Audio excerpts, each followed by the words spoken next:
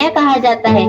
उसे लक्ष्मी, सरस्वती, माँ दुर्गा के रूप में देखा जाता है और नवरात्र के दिनों में तो साक्षात उसे घर घर में पूजा जाता है। फिर क्या हो गया कि आज वह अपने अस्तित्व की लड़ाई लड़ रही है, वह अपने जीवन की भीख मांग रही है। अरे बेटी तो हर घर की शान है, उसी से घर में रोशनी है, बेटी तो घरों को जोड़ती है। तो आइए बेटियों के सम्मान में हम एक नाटक प्रस्तुत करने जा रहे हैं जिसका शीर्षक है बेटी बचाओ बेटी पढ़ाओ। मीरा, ओ मीरा, तुमने मुन्ना को कहीं देखा क्या? पता नहीं सुबह सुबह कहाँ चला गया। अभी उसने कुछ खाया भी नहीं, दूध भी नहीं पिया और स्कूल जाने की तैयारी भी तो करनी है। नहीं माँ, मैंने तो मुन्ना को नहीं देखा। मैं तो सुबह से बर्तन ही धो रही हूँ। माँ, मुझे भी स्कूल जाना है। मुझे पढ़ना लिखना बहुत अच्छा लगता है। मेरा भी दाखिला स्कूल में करा दो ना माँ। ए छोरी, बड़ी है स्कूल जाने वाली, घर के कामकाज अच्छे से सीख ले, आगे चलकर यही तेरे काम आने वाले। पढ़ लिख कर कौन सा तुझको कलेक्टर बनना है? जल्दी जल्दी बर्तन साफ कर। माँ जी, मीरा को भी स्कूल में दाखिला दिला दीजिए ना, उसे भी पढ़ना लिखना जरूरी है। तू चुप कर, पढ़ना लिखना ये तो केवल लड़कों का काम है। उन्हें आगे चलकर घर गृहस्थी की जिम्मेदारी जो संभालनी होती है।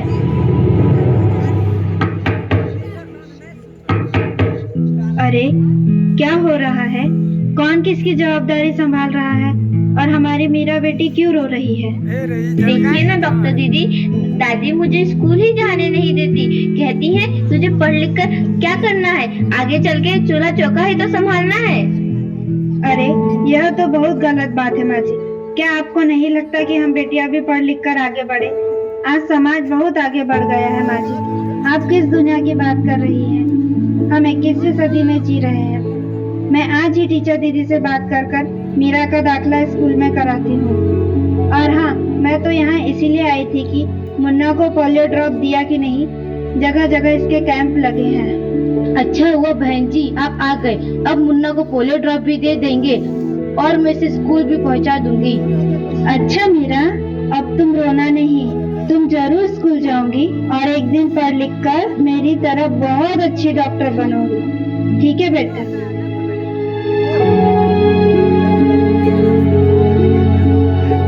बहू, जरा एक गिलास पानी तो लाना।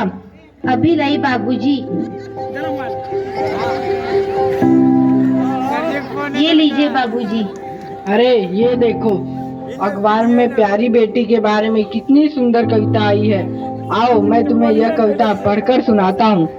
कहती बेटी बाह पसार, मुझे चाहिए प्यार दुलार, बेटी की अनदेखी क्यों करता है निष्ठुर संसार, सोचो जरा हमारे बिन बसा सकोगे घर परिवार, गर्भ से लेकर यौवन तक मुझ पर लटक रही तलवार, मेरी व्यथा वेदना का अब हो स्थायी उपचार, जब माँ ही जग में न होगी तो तुम जन्म किससे पाओगे, जब बहन न होगी घर आंगन में तो किससे रूठोगे किसे मनाओगे, जब दादी नानी न होगी तो तुम्हें कहानी कौन सुनाएगा, जब कोई स्वप्न सुंदरी ही न होगी तो तुम किससे ब्याह रचाओगे, जब घर में बेटी ही न होगी तो तुम किस पर लाड लुटाओगे, जिस दुनिया में स्त्री ही न होगी उस दुनिया में कैसे रह पाओगे, जब तेरे घर में बहू ही न होगी तो कैसे वंश आगे बढ़ाओगे, नारी के बिन जग सुना है तुम ये बात कब समझ पाओगे। हाँ तो भाग्यवान, कैसी लगी यह कविता, है ना मजेदार? काहे की मजेदार कविता, मुझे नहीं आई पसंद। अरे कोई घर में है क्या? आइए आइए टीचर दीदी, हम आप ही का इंतजार कर रहे थे।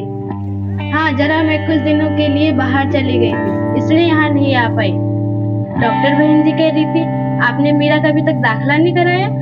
ये तो बहुत होनहार छात्रा है, हमेशा अच्छे अंक लेकर उत्तीर्ण होती है। हाँ, मैं भी तो यही चाहती हूँ कि मीरा स्कूल जाए, खूब पढ़े, पर मेरी यहाँ सुनता कौन है। हाँ हाँ, खूब पढ़ाओ लड़की को और बाहर भेजो, जब कुछ गलत सलत हो जाएगा ना तो मुंह छुपाने की भी जगह नहीं मिलेगी। अरे माँ जी, आप कहाँ की बात कहाँ लेकर बैठ गए। मीरा को 10वीं तक तो पढ़ाई पूरी कर लेने दीजिए, आगे की पढ़ाई के बारे में बाद में सोचेंगे। हाँ टीचर दीदी, हम मीरा को अवश्य स्कूल भेजेंगे। मैं उसे मेरे जैसा अनपढ़ नहीं रहने दूंगी, उसे खूब पढ़ाऊंगी। कल मीरा को तैयार रखना, मैं उसे लेने आऊंगी। क्यों दादाजी, सही कहा ना मैंने? हाँ हाँ बेटा, बिल्कुल सही कहा। मैं तो कब से कह रहा हूँ कि मीरा को भी स्कूल जाने दो। प्रणाम दादाजी। प्रणाम बेटा। बहुत बहुत धन्यवाद।